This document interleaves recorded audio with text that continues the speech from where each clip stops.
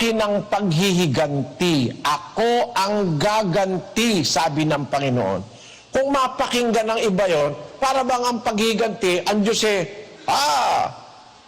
papatay ng Diyos yan, mababali ang gulugod niyan, mababagsak ka. Hindi ganun ang kahulugan nun. Kaya ayaw na ikaw ay paghigantihin ng masama sa masama. Siya ang gaganti. Bakit siya ang gaganti? Kasi nakikita niya yung puso ng tao. Alam niya kung talagang masamang tao yan. Kung hindi naman masamang tao yan, magagalit siya, paparusahan niya. Wag niyo ikang waling kabuluhan ang galit ng Diyos, sabi dun sa Hebreo, na wag mong waling bahala ang parusa ng Diyos. Wag ka manlupaypay kung ikaw ay pinagwiwikaan niya, sapagkat pinarurusahan ng Panginoon ang kanyang iniibig at hinahampas ang bawat tinatanggap na anak. Kasi pag ang Diyos ang nagalit, yung karapat dapat nagalit. Anong galit yon?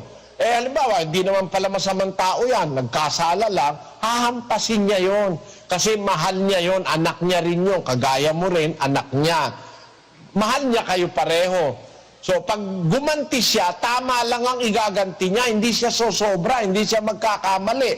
Dahil alam niya kung talagang may kasalanan yung kapatid mo o wala, o baka natukso lang ng demonyo. Nakuha mo ba yun, Sis Luz? Opo, awa ng Diyos. Ang ganda nga po nung dahil, totoo naman po yun dahil dati, pag sinabing sa Diyos ang paghihiganti, yung wag kang, yun po yung sitas na ginamit kanina, na wag maghigantihan mga iniibig, bigyang ninyong daan ang galit ng Diyos, sapagkat nasusulat akin ang paghihiganti. Ako ang gaganti, sabi ng Panginoon.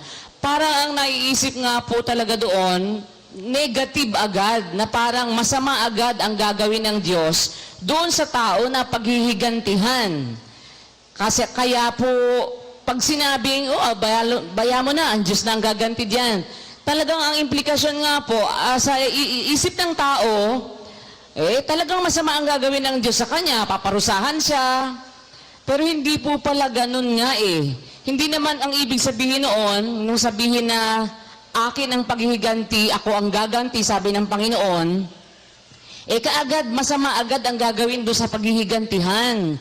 Hindi po, doon nga sa pinakita ni kapatid na Daniel na meaning kanina, yung isa yung vindication, hindi naman po parusa po yun parang i-vindicate ka nga. Vindication. Opo. Vindication, sa original na Greek, ang kahulugan ng vindication, pagpapatawad. Opo. Ano? Opo. Halimbawa, nagkasala sa iyong kapatid mo, ibigay mo sa Diyos ang paghihiganti. Kung karapat dapat, papatawarin siya ng Diyos, i-vindicate siya. Ano? Opo. Kung kailangan siyang paluin, papaluin siya sapagkat pinapalo ng Diyos ang kanyang tinatanggap na anak. Kung kailangan siyang parusahin, paparusahan siya para wag namang maparusahan kasama ng sanlibutan. So, hindi masama ang ibig sabihin nun. Kaya lang, naiisip ng tao, pagka nasabi yung, ako gaganti, ang naisip agad ng tao bumabasa, pag ang Diyos ang gumanti, patay kang bata ka, masasagasaan ka, babagsak ang eroplano mo, o kaya babagsak ang negosyo mo, ikaw ay masusunugan, masusunog pati ikaw, masusubasubang ilong mo sa lupa, mata mo lang ang walang lata. Yun yung mga iniisip dun sa salitang, ako ang gaganti. Hindi kasi ganun ang ating Diyos. Ang ating Diyos ay isang mapagmahal na Ama sa kanyang mga anak kahit na sila'y nagkakamali. Amen? Amen. Los, Opo. basahin mo yung 4:12 ng Santiago. Iisa ang tagapagbigay ng kautusan at hukom. Sa makatwid bagay ang makapagliligtas at makapagwawasak. Datapwat sino ka na humahatol sa iyong kapwa. Atol ng Diyos pala, dalawang klase. Islos. Opo. Makakapagligtas, makakapagwasak. Kaya siya lang ang may karapatang humatol Kasi, baka kasing para sa'yo, wawasakin mo na, sa kanya pala, ililigtas pa niya Opo. Maaari rin namang para sa'yo, absuelto na. Para sa Diyos naman pala, hindi naman pala absuelto. Tama? Tama po. Kung siya yung matuwid na hukom, iisa lang siya na tagapagbigay ng kautusan at hukom sa makatwid bagay ang makakapagligtas at makakapagwasak. Datapot, sino tayo na humahatol sa iyong kapwa o sa iyong kapatid? Ang kapwa ang tinutukoy dyan, kapatid, sis Luce. Opo. Kaya doon sa punto na yun, wala tayong karapatang pag may nakaaway ka, sabihin mo na agad, kapatid na Eli, tiwalag mo na yan. Teka muna, bakit? At hinatulan mo na agad, naimbestigahan mo na ba? Pati ako inuutosang magtiwalag ganun kapatid na Luz. Para bang ang gusto ng tao, pag nagsumbong siya, kampihan mo na siya agad. Hindi ganon, mga kapatid. Kung tayo may diwa ng Diyos sa buhay, sa puso, sa kaisipan, sa ating mga kaluluwa, ang diwa ng Diyos ay fairness. Nagkasala na nga, pinapatawad pa Di ba? Ilang beses mo papatawarin, sislus ang kaaway mo. Sabi po makapitumpong pito. Kapatid mo yan Panginoon, makailang magkakasala ang aking kapatid. Basahin mo. Nang magkagayoy, lumapit si Pedro at sinabi sa kanya, Panginoon, makailang magkakasala ang aking kapatid laban sa akin, na siya'y aking patatawarin hanggang sa makapito? Sinabi sa kanya ni Jesus, hindi ko sinasabi sa iyo hanggang sa makapito, kundi hanggang sa makapitumpong pito. Kita mo? Kapatid kasi yan Ang pagpapatawad sa kapatid ay walang bilang halos Napakalawak. Hindi naman pito makapitumpong pito. O 70 times 7. Makapitumpong pito. And that is 490 literally speaking. Magkakasala ba sa iyo yung kapatid mo ng 490? Kapatid na Luz? Hindi na po. Siguro madami na po yun. Magkakasala ba ang isang kapatid sa iyo ng 490? Hindi po. Hindi. Alam mo kung bakit? Bakit po? Hindi mo naman bibilangin kasi pinapatawad mo nga, paano mo bibilangin? Okay. Opo. Kung nagbibilang, hindi nagpapatawad yon. Sabi, nakakaapat ka na. Tandaan mo. Sabi gano'n. Nakakalima ka na. Nakakalima pa lang 490 kay Kristo bakit mo binibilang? Kung susunod ka kay Kristo, hindi mo bibilangan. Bakit? Pinatawad mo, paano mo bibilangin? Amen po. Kung minsan kasi, nadadala tayo ng kaisipan natin. Pagka tayo nag-iisip, bibilangan mo pero si Kristo hindi bibilangan Kasi papatawarin mo Hindi ba siya? Ang Diyos ba nagbibilang pag pinapatawad niya, Sis Luz? Hindi po. 4:7 ng Roma. Na sinasabi, mapapalad yaong ang kanilang mga pagsalangsang ay ipinatawad at ang kanilang mga kasalanan ay nangatakpan. Mapalad ang tao na sa kanya'y hindi ibibilang ng Panginoon ang kasalanan. Hallelujah! Amen. Sis Luz, Amen po. mapalad ang taong sa kanya'y hindi ibibilang ng Panginoon ng kasalanan. Pagka pala si Kristo, hindi bibilangin Ikaw lang naman na nagbibilang Tandaan mo, nakakatatlo ka na. Sa ika-4, papatayin kita. Ay, naku, hindi ka Kristiyano niyan. Ang sabi sa Biblia, mapalad ang tao na sa kanya hindi ibinibilang na o ibibilang ng Panginoon ng kasalanan. Ang Diyos kasi, pag nagpatawad, kinakalimutan niya na hindi niya na binibilangan. Amen. Ganon, sister. Si Brad Danny, Eto po si Brad Danny. nakailan ng kasalanan sa iyo ang asawa mo? Wala po, kapatid na Eli. Sabi po sa... Huwag daw pong bibilangin eh. Kasi po, napakaganda po nito, kapatid na Eli. Parang naisip ko agad, tama lang, huwag kang magbilang ng kasalanan ng kapwa sa'yo dahil para huwag ka din bilangan. Salamat po sa Diyos. Ganun po talaga kabuti ang Panginoong Diyos na nakilala po ng kapatirang ito. Salamat po. Dahil dito po sa itinuturo po ninyo kanina pa na sa umpisa kay kapatid na Daniel, kaya po pala yung pag nagkasala yung kapwa ay dapat ay patawarin dahil marami pong hindi alam ang tao eh. Maaaring naisip ko nga po, para bang sa halip pala na magalit ka pa doon sa nagkasala sa'yo, minsan darating ang panahong maawa ka pa po eh. Parang minsan pag nanood ka ng pelikula na sa umpisa magagalit ka eh, pero nung nalaman mo yung bagay sa likod na hindi natin alam, minsan matutulo pa ang luha mo dahil maawa ka pa po. Dahil kaya pala nagawa niya yun, hindi natin alam na may pangyayari palang hindi alam. At ang Diyos po ang nakakaalam ng lahat na yun, kapatid na Eli. Salamat po sa Diyos. Ang pangunahing dahilan kaya dapat mong ibigay sa Diyos ang pagganti, sapagkat ako ang gaganti, akin ang paghiganti. Alam mo ba ibig sabihin ng Diyos na akin ang paghiganti? Ano po, Brad Eli? Sabi ng Diyos, huwag kang kakain ng taba. Lahat ng taba akin. Sabi sa Israel. Opo. Di ang taba sa Diyos lahat. Opo.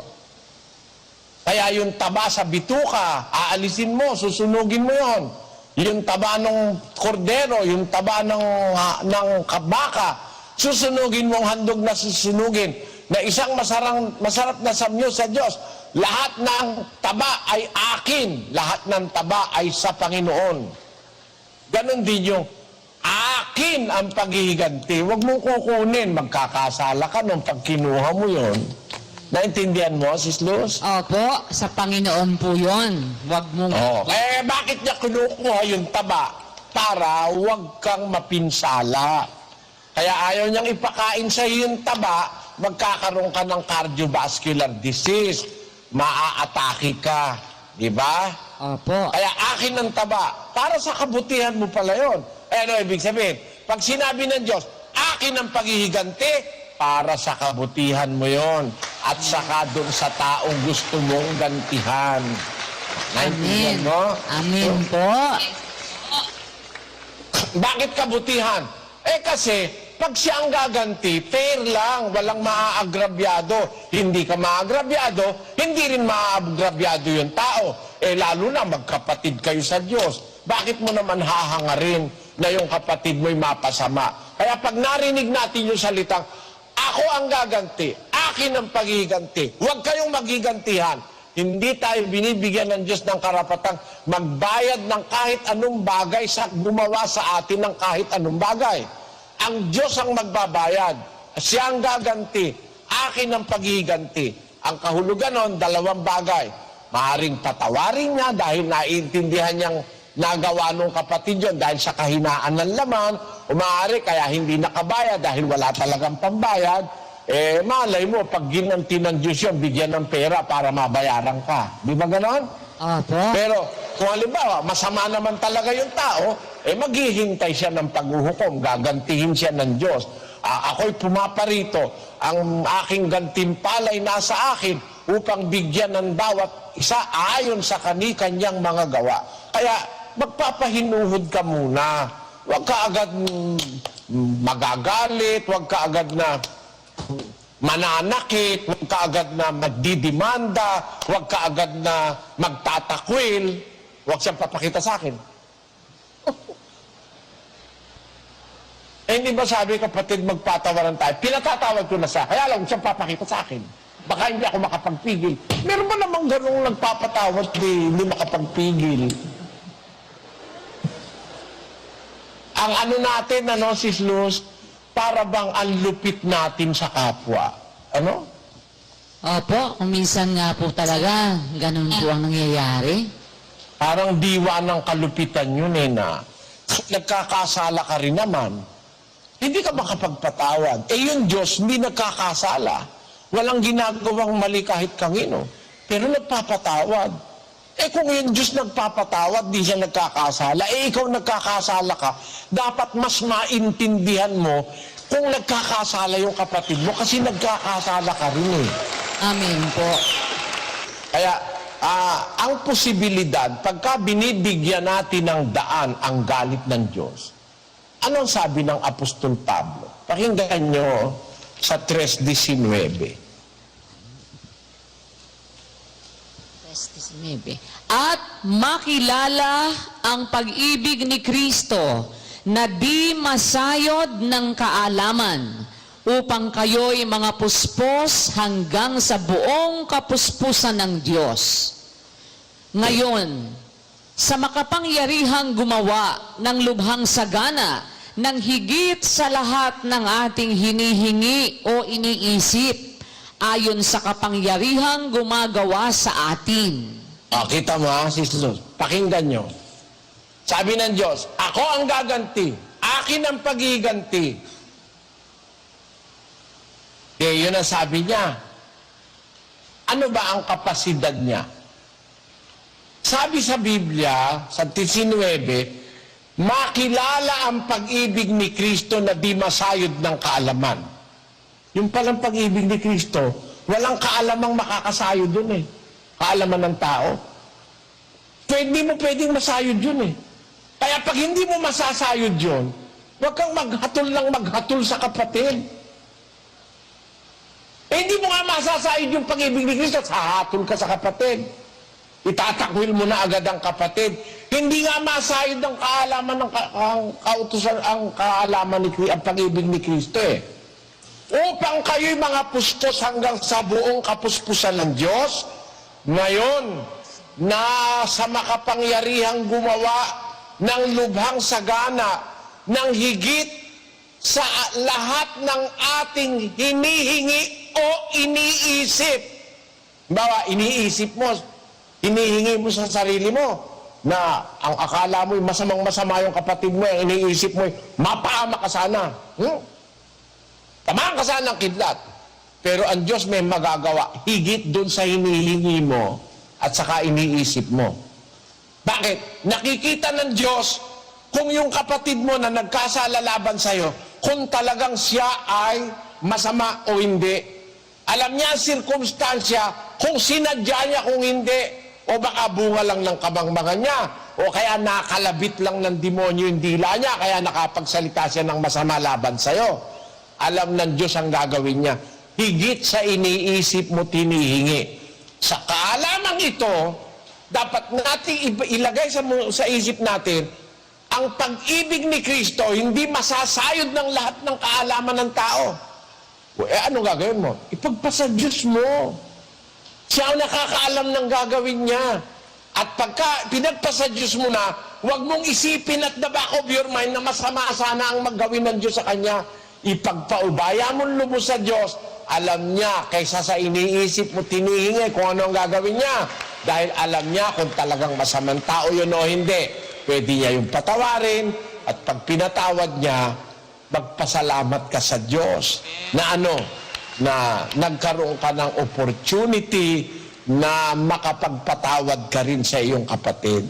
Di ba? Yun ang pinapasamantala sa atin eh. Di ba, Sis Luz? Opo. Sabi, samantalang tayo may pagkakataon, magsigawa tayo ng mabuti sa lahat, lalo na sa mga kasambahay sa pananampalataya.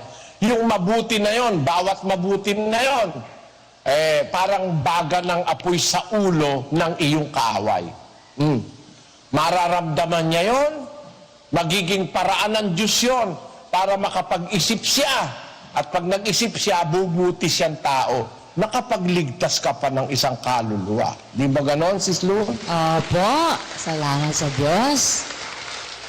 Dapat lang natin talaga palaging i-consider ito, 5:8-9 ng unang ti Pedro. Pakibasa. Kayo'y maging mapagpigil, kayo'y maging mapagpuyat. Ang inyong kalaban na dyablo, na gaya ng leyong umuungal, ay gumagala na humahanap ng masisila niya. Ulitin mo nga, Sis Luz. Kayo'y maging mapagpigil, kayo'y maging mapagpuyat. Ang inyong kalaban na dyablo, na Sino ang kalaban talaga natin? ang dyablo po. Hindi ang kapatid. Amen po. Kung nakagawa ng masama sa iyo yung kapatid, ang posibilidad, ang dyablo ang nagtatrabaho kaya nagawan ka ng masama ng kapatid mo. Kung nakagawa siya ng masama, hindi siya ang kalaban mo, ang dyablo.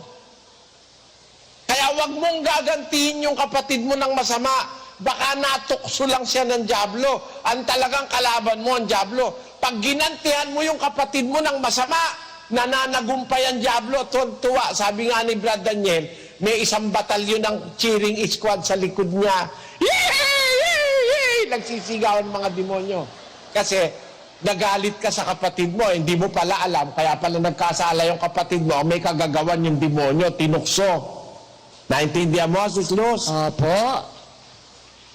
Dapat natin laging isaisip, may kalaban tayo, yung dyablo. Yung kalaban mo, yung din ang kalaban ko. Matalino yung kalaban natin. Ang gagawin niya, tayong dalawa pag-aawayin niya. Pero siya talagang kalaban natin, nakatago lang siya. Opo. Naintindihan mo yung kapatid na Dani? Opo, sa awa po ng Panginoong Diyos, kapatid na Eli. Talagang ganun po pala pag hindi po talaga ituturo ninyo. Nagiging biktima po kami ng ganong mga pagkakataong madali pala dahil hindi namin alam, hindi alam ng mga lingkod na pwedeng kasangkapanin parehong kapatid para sa halip na magtulong po ang magkapatid para labanan yung tunay na kalaban ng dyablo, gumagamit ng talino yung demonyo para sa halip na siya ang labanan, sila ang mapagsabong, silang dalawa, tuwang-tuwa po siya.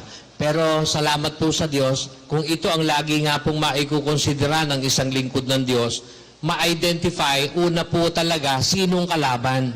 Para hindi po magkaroon ng confusion kung sino ang kalaban, ang dyablo ang kalaban. Kung ang nakikita po natin pala ang kalaban mo na kapatid, galit na tayo ay sa kapatid, confused na tayo nun, hindi yun ang kalaban Kaya salamat po sa Panginoong Diyos, kapatid na Eli. Ngayon, maliwanag po sa amin, ang kalaban hindi kapatid.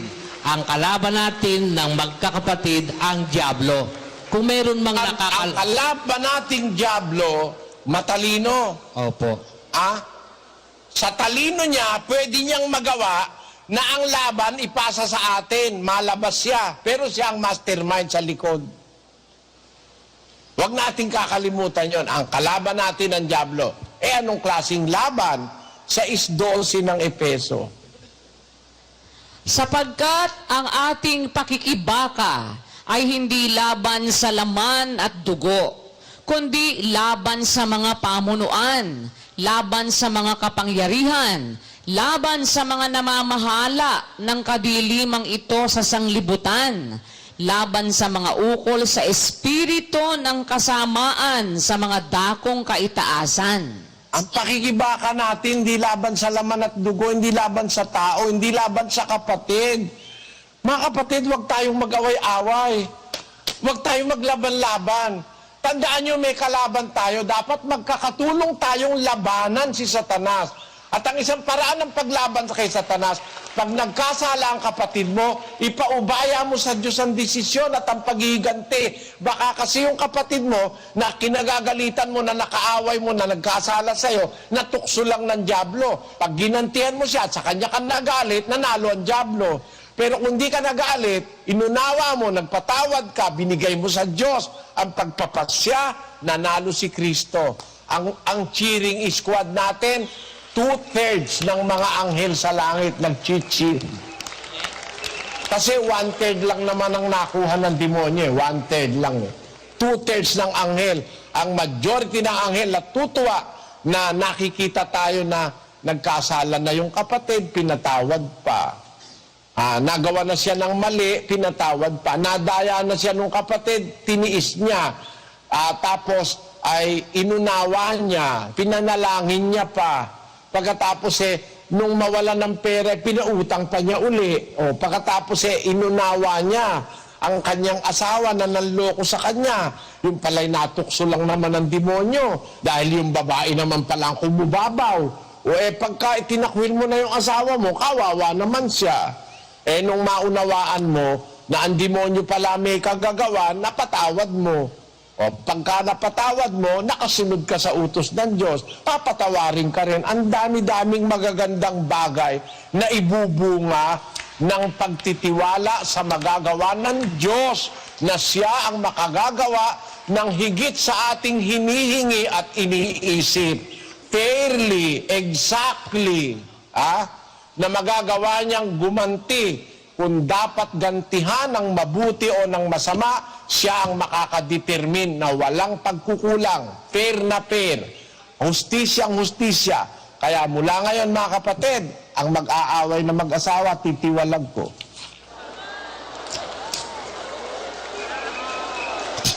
Yung mag-aaway at magdidimandahang magkapatid, titiwalag natin.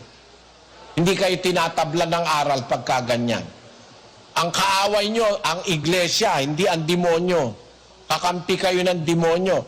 Kasi, pagka ang kapatid sinisiraan mo, pag ang kapatid inilalagay mo na sa YouTube at inilalagay mo na sa Facebook ang sama ng loob mo, tagumpay na sa iyo si Satanas. Sana wag ganyan. Sana tulungan tayo ng Diyos na itong aral na ito na laban sa laman ng tao ay matanggap natin na may pananampalataya. Kasi hanawa tayo ng Panginoon.